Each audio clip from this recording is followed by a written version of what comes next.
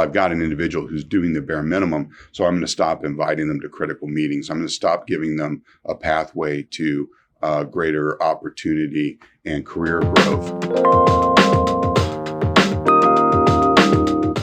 Hi, my name is Brad Sullivan. I'm a Senior Executive Analyst here at American Management Services. Welcome to Straight Talk. Today we're going to be talking about quiet firing.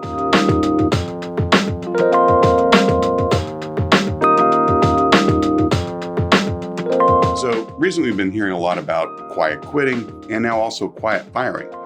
So as we discussed in a prior episode, quiet quitting is somebody doing the very bare minimum needed to keep their job for various reasons and so forth. Quiet firing, on the other hand, this is where, as an employer, we are doing the bare minimum to support the efforts of our employees to advance, grow, expand what they do in our organization. In some cases, it's intentionally done to get them to actually quit, thus the term quiet firing.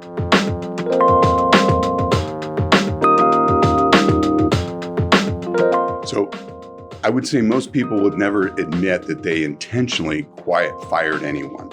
The reality is, though, a recent survey found that over a third of managers used quiet firing, or at least the techniques of quiet firing, in order to push an employee to the brink of quitting themselves or boxing themselves into a corner to where they in fact found themselves being fired for cause.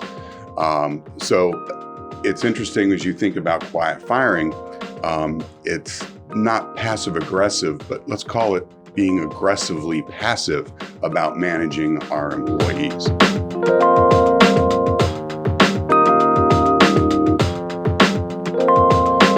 So if we think about the concept of quiet quitting for a minute, it boils down to management, the engagement with the employee. What are we doing to provide an opportunity for our employees, understanding their wants and needs, what it is they're looking for in their life that is causing them to want to take this approach of pulling back in their work effort and not wanting to take on more responsibility and commit to a level we might hope that they would. So management, as we've discussed in other talks, is really at the heart of how we manage the quiet quitting. Quiet firing, unfortunately, it's the same solution to a different problem. It's going to come back to how well do we engage our employees.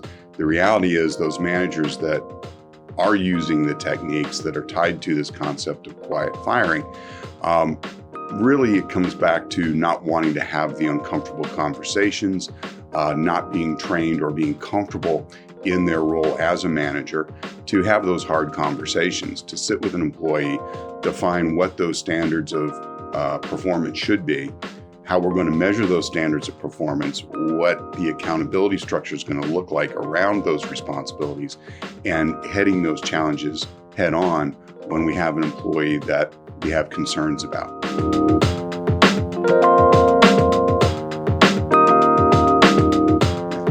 So then I guess the question is, does quiet firing, is that justified when you're dealing with a quiet quitter?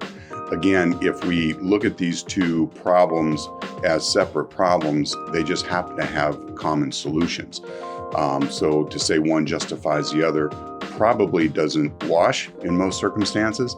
The reality is, how are we as owners, operators, managers, working with our staff, setting those goals, making sure our managers are trained to manage those people to their peak performance, and then making sure they're also trained to have the, as I said, difficult conversations with those employees to get them to understand the expectations and then to coach and mentor them to the next level.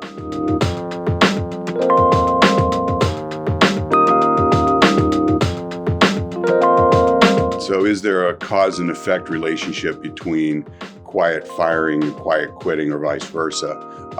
Probably.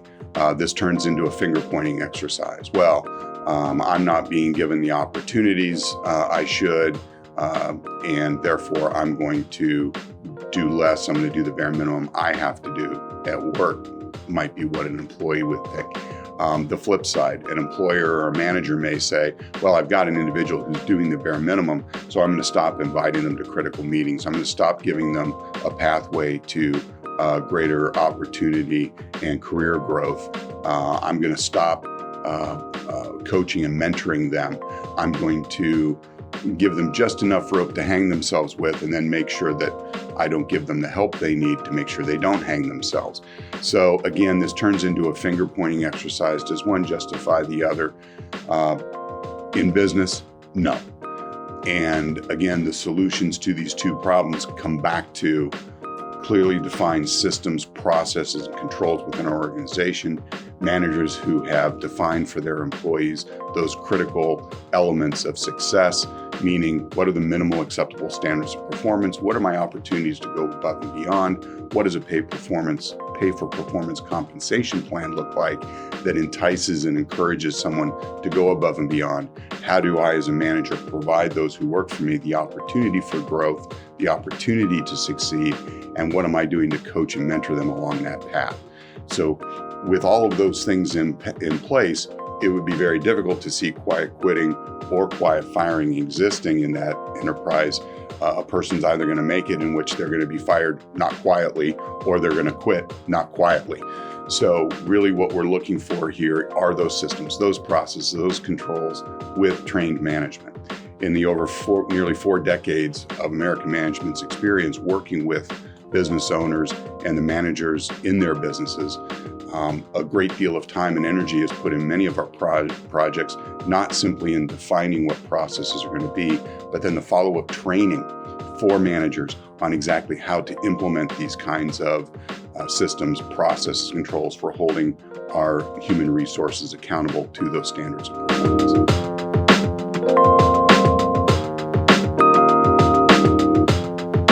The idea that we might actually hire somebody with an intent to quiet fire them basically is an admission that we are not going to manage our people. We're going to bring them in, we're going to throw them to the wolves. If they perform, great. If they don't, too bad.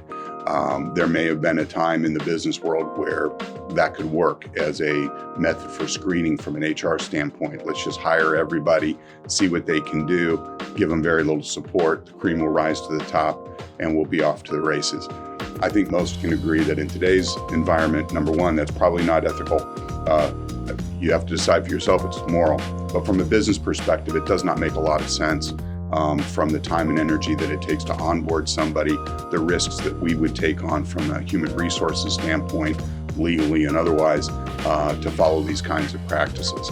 So I think that it's not likely many businesses are following that concept today, although it may have been done in the past.